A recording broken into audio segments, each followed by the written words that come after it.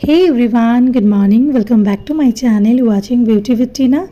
যারা Facebook page দেখছো welcome back to my Facebook page. তো এখন ঘড়িতে প্রায় 6:30 আর আমি আমার বাবানকে ঘুম থেকে উঠিয়ে এখন হাতে ও নিয়ে নিয়েছে মোবাইল। ও যাবে স্কুল আর ও একটু মোবাইল দেখছে, ততক্ষণে আমি ওকে দুটো বিস্কিট খাইয়ে দেবো। তো ও সকালে দুধ খেতে চায় না, তাই জন্য দুটো বিস্কিটকে আমি হালকা জল দিয়ে ওকে একটু খাইয়ে দেবো। আর ওকে স্কুলে পাঠিয়ে আমি চলে যাব আজকে কিচেনে, কারণ আজকে হলো রাখি আর আজকে বাড়িতে সবাই আসবে।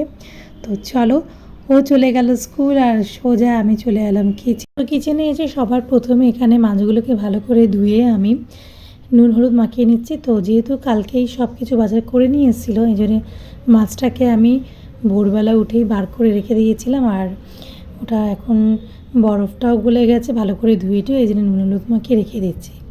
আমি সকাল সকাল কিচেনে এই কারণেই, যেহেতু আজকে রাখি আর বাড়িতে সবাই আসবে, এর জন্য আমি রান্না বান্না করতে সকাল সকাল কিচেনে চলে এসেছি। আর প্রতি বছর মায়ের বাড়িতেই হয়, এবছর যেহেতু মায়ের শরীরটা খারাপ তাই জন্য সবাইকে বলেছি আমার বাড়িতে আসতে। তো দেখতেই পাচ্ছি এখানে কড়াইতে তেল বসিয়ে দিয়েছি আর রাইসটা আমি চাপিয়ে দিয়েছি। তো আমি পেঁয়াজগুলো সব কেটে নিলাম।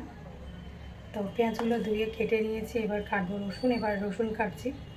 তো রসুন অলরেডি আমার কাটা হয়ে গেছে। তোমার সাথে একটা জিনিস শেয়ার করি, দেখো। তো এই রসুনগুলো দেখো আমার বান্ধবী আমাকে দিয়েছিল, পুরো গাছের দুধ। তো এখান থেকেই আমি রসুনগুলো চালাচ্ছি। ও আমাকে এগুলো দিয়েছিল, স্কুলের ফ্রেন্ড।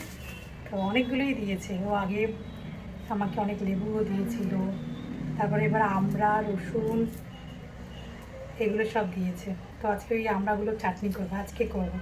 অনেকদিন দিয়েছে, অনেকদিন হয়ে গেছে, বাট ওগুলো ফ্রিজে ছিল, করা হয়নি। তো আজকে ওই আমড়াগুলো চাটনি করবো। আর দেখা যাক কী করি। তো সবই তোমাদের সাথে শেয়ার করবো ব্লগে। তো ব্লগটা দেখতে থাকো তোমরা।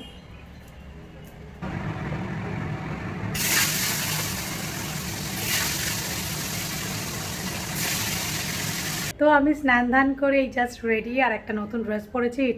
ড্রেসটা আমি জারা থেকে নিয়েছিলাম। তো এই ড্রেসটা আমি পরে নিলাম আজকে। আর এক্ষুনি আমার বান্ধবীর হাজব্যান্ড আসবে, তো ও অফিস থেকে এখানে এসে রাখিটা পরবে।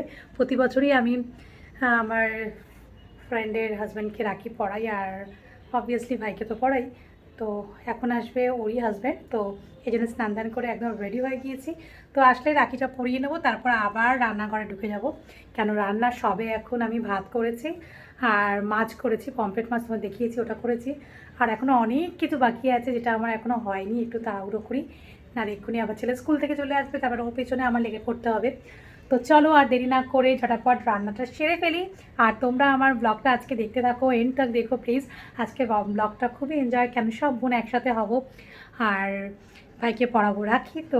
তো চলে এসেছি দাদা, যার কথা বলছিলাম। তো দাদাও অফিস ছেড়ে এসেছিলো, তো তাড়াতাড়ি করছিল। তো আমি সেরকম কিছু সকালে আয়োজন করিনি, তো আমি খাওয়া দাওয়া বাইরে দিয়ে কিনে নিয়ে এসেছিলাম, যেটুকু পেরেছি করেছি।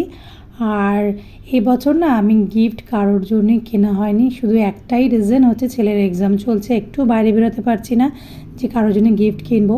তো এই গিফটটা সবারই জন্য ডিউ রইল, আর আমি পরে কিনে ঠিক দিয়ে দেবো। তো আমাকেও দেখলে দাদা একটা গিফট দিয়ে দিল। তো এখানে একটু গল্প গুজব করে নিলাম, দেন দাদা খাওয়া দাওয়ার পর বেরিয়ে গেল, আমি আবার সেই কিচেনে ঢুকে গেলাম। প্রায় 1:30 বাজতে যায়, এখনও আমার রান্না শেষ হয়নি। তো এখানে দেখতে পাচ্ছি চাটনি হয়ে গেছে, আর পুরো বড় কড়ার এক কড়ার চিকেন। তো এটা অলমোস্ট হয়ে গেলে আমার রান্না বান্না কমপ্লিট। ওইটা একটু বসা হয়নি আমার, সেই সকাল থেকে ছুটাছুটি করেই যাচ্ছি, এখনও অবধি একটু বসিনি। তো এবার ওরা কখন আসে দেখা যাক। আসলে সবারই আজকে দেরি, কেন সব বাচ্চাদেরই এক্সাম চলছে, তো ওরা স্কুল থেকে আস্তে আস্তে একটু দেরি হবে। তো ওদের নিয়েই একেবারে এখানে আসবে, এর জন্য একটু দেরি হচ্ছে। তাই 1:30টার সময় এই ভাই এলো অফিস থেকে, ফ্রেশ হয়ে এই যে ভাই ওখান থেকে গেঞ্জি জামাটা সরাতে পিছিয়ে লাগছে, বাইরে দেখে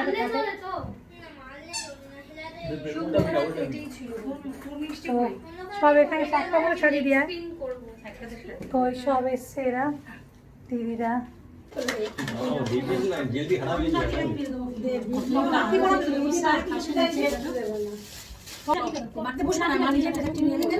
তো অনেক বেলা হয়ে গিয়েছিলো, এবার সবাই এক এক করে ভাইকে রাখি পরিয়ে নেবো। আর সবার প্রথমে আমি ভাইকে রাখি পরালাম।